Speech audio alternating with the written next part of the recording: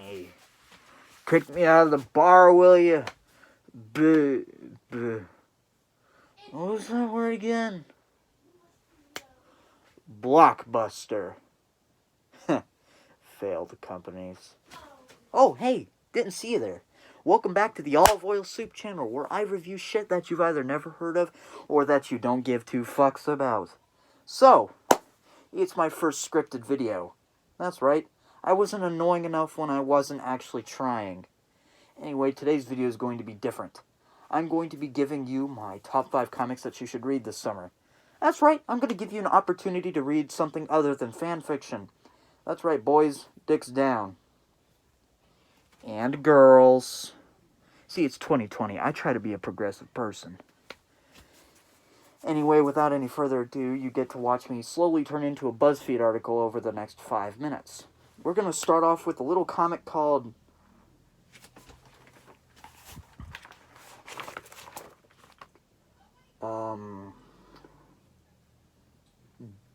Deadpool? Bad Blood. Deadpool Bad Blood. That's right. So this is my copy of Deadpool Bad Blood. In all honesty, I do love this book. Now, I would highly suggest reading it. It's a really good Deadpool book in my opinion, which is but it's at the number 5 spot, so you could do better. It has Domino in it, and it's pretty good. That's all I'm gonna say. That's as much as I can say without spoiling it, because it's really short, so it's hard to not say half the shit that goes on in there. You know what I'm saying? But, in all honesty, I would suggest checking it out. Anyway, our next book in the line is a series by none other than our boy, Garfield's Penis. Garth Ennis. This is The Boys. You may recognize that name. It's from the Amazon Prime show that doesn't leave you alone. Trust me, I would suggest checking out the show. You probably should check out the show first, because when I read this book, I don't think I would have had a single clue as to what was going on if I didn't watch the show first.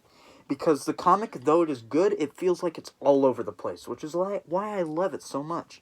And because it's Garth Ennis, it also steps over a fuck ton of boundaries like Preacher does. Okay? Okay? I was watching South Park today. Sorry. Couldn't help myself. Anyway, I would, this is number 4. Honestly, you should do it for the Russian man in skin-tight red onesie. If you're wondering, yes, his bulge is showing. Anyway, our third book in line is most certainly, okay, to explain it simply, I know you guys always feel like something is going to shoot out of your chest, especially when you watch my videos. But this book right here, Aliens Dead Orbit, definitely puts that into image form. Aliens Dead Orbit is a comic book based around the popular 70s, or late 70s, early 80s movie series called Alien.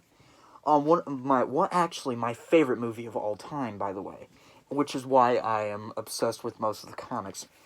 Dead Orbit is, in all honesty, my favorite comic of all time. I'm sorry, not my favorite comic of all time. My favorite Aliens comic of all time. And it tells the dark story I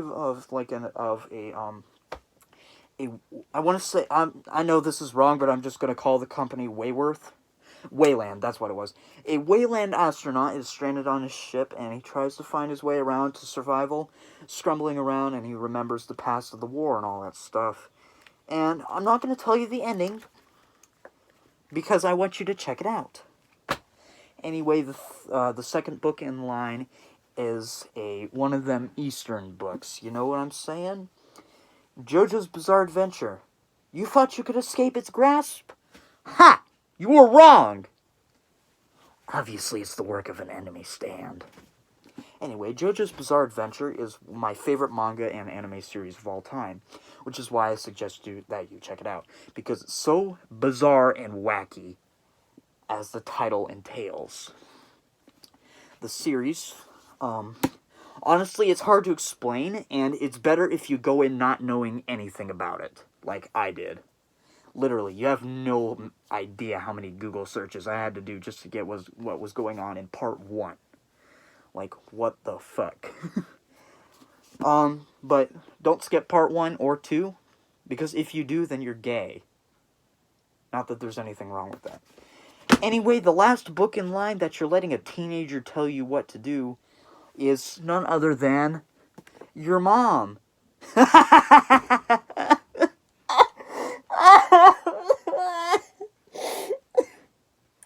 Yeah, just kidding. It's Watchmen.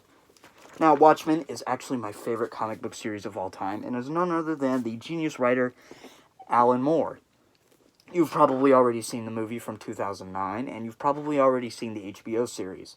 I have not seen the HBO series, and if I see spoilers in the comments, I will actually play with you nicely in the sandbox. Winky face. But I would suggest getting the graphic novel version because it's 12 individual books, and I wouldn't suggest trying to find all of the individual books. I haven't tried it myself, but I guarantee you it's either impossible or every single one is very expensive. So I would suggest getting the graphic novel version because it's only about $20. Anyway, the series has a very dystopian story to it, and it shows the story of how superheroes are actually shunned into a corner, basically. And I know that's such a stereotypical trope. Like, there's so many comic books and movies out there that just say that just have the idea that superheroes should not be around because they're incredibly illegal. Like not half of the Batman movies, the Dark Knight movies, because Batman is incredibly illegal in the movies. But honestly, I would suggest checking it out because I'm going to say the theme. The theme of it is the hero doesn't always win. I'm not going to say anything further than that, which is, the theme is the exact reason why I love it, because it's a dark story. It doesn't have a happy ending. At all. Which is why I love it so much, because Alan Moore was like, fuck happy endings.